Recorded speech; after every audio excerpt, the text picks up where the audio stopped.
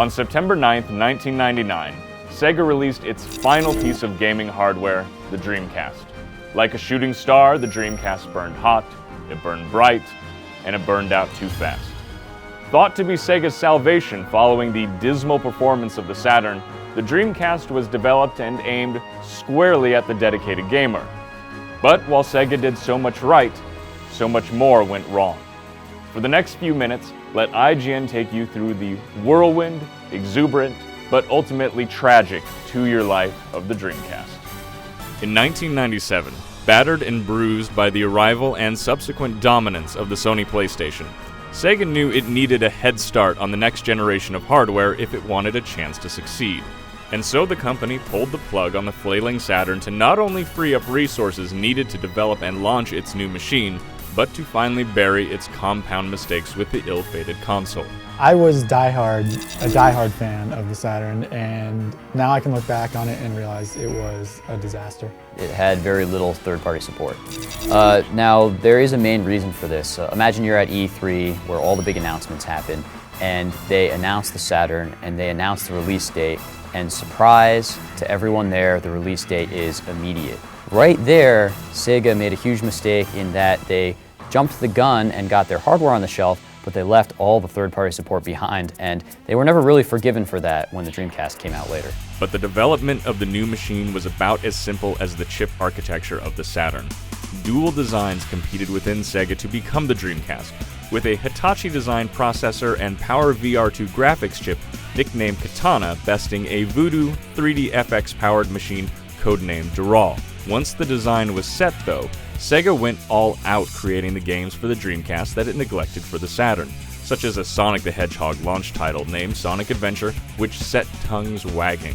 This was going to be the big Sega console that did it right. You know, this was the future, this was next gen, this was all the little taglines you hear in ads, and this was going to be awesome. I kept from getting laid in order to pick up a Dreamcast on launch day and get myself some Soul Calibur and Sonic Adventure. I couldn't resist. The North American launch of the Dreamcast was an unmitigated success. Within 24 hours, Dreamcast hardware and software sales had topped $98 million, the best launch day of any console up to that point. The success was bolstered by a launch lineup that included striking games like Sonic Adventure, Power Stone, House of the Dead 2, and Namco's unbelievable Soul Calibur. It seemed every third party that Sega had spurned with the Saturn debacle was now on board, save for one very notable name, Electronic Arts. The main thing about the Dreamcast third-party support is that it wasn't that good, first of all, but if you really had to pinpoint what wasn't that good about it, you'd have to go to EA. So not having EA Sports on Dreamcast was obviously a huge deal, but not having any of the EA titles was a big hurdle, and the fact that you had this major company out there that said, yeah, we don't think the Dreamcast is going to last, it sort of created a psychological damage for the Dreamcast. It sort of set it out to say, this is going to fail, and we're the ones who know better. But even with the absence of Electronic Arts, Sega had a stable of big names and big games for the Dreamcast from publishers like Midway, Capcom, and Namco. Sega's arcade heritage resulted in games like Samba de Amigo and Crazy Taxi, but it was Sega's quirky sense of innovation that resulted in fresh titles like Space Channel 5, Jet Grind Radio, and The Talking Fish Seaman. These were games you could not help but talk about. It's sort of like the ultimate hardcore gamer's dilemma, where you know that this product's awesome, but you also know in the back of your mind that not really anybody's going to agree with you that it's awesome, and there's just going to be this tiny, tiny segment of the population that appreciates what these games are and how cool they are, but nobody's really ever going to play them. If there's one thing that's kind of sad about Dreamcast, it's that it never really attained the mass market appeal that maybe it could have. Maybe if it had made some different decisions in the type of games that were released, or maybe if it just was a little bit more mainstream. They actually had a lot of games that appealed to Japanese gamers, but they wouldn't catch on to a broad audience. And you can see that in something like Space Channel 5, or certainly Seaman. Well, Seaman didn't sell well because it had probably the worst name any video game has ever had, and it also was the weirdest game that you could imagine. It was like a virtual pet, except it was a fish with a head on it, and he talked to you, but he didn't just talk to you, he was a jerk. He was a total And then there was Shenmue. Shenmue is a game that had a whole lot of hype behind it.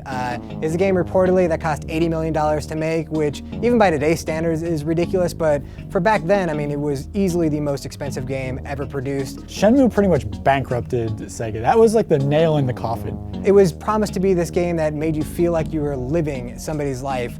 And I guess if you live the life of somebody who just opened a bunch of drawers all the time, then yes, you in fact were living somebody's life. Somebody's incredibly boring life. The hype leading up to the launch of the PlayStation 2 played an undeniable role in the fizzling of the Dreamcast. Early footage of Tekken and Ridge Racer looked excellent, and the PS2 promised Madden. But to top things off, every PS2 was also a DVD player.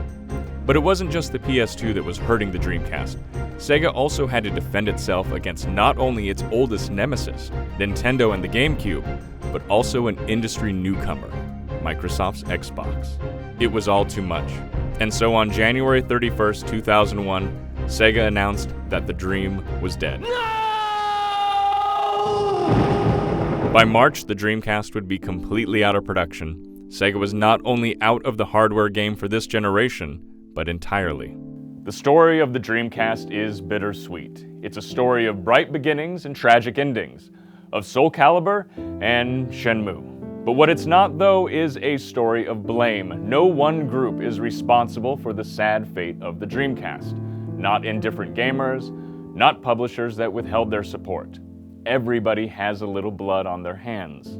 And so, 10 years out, IGN remembers the Dreamcast with a mixture of fondness, bewilderment, and reverence. The Dreamcast may be dead, but the dreams and memories it inspired in gamers around the world will live on forever.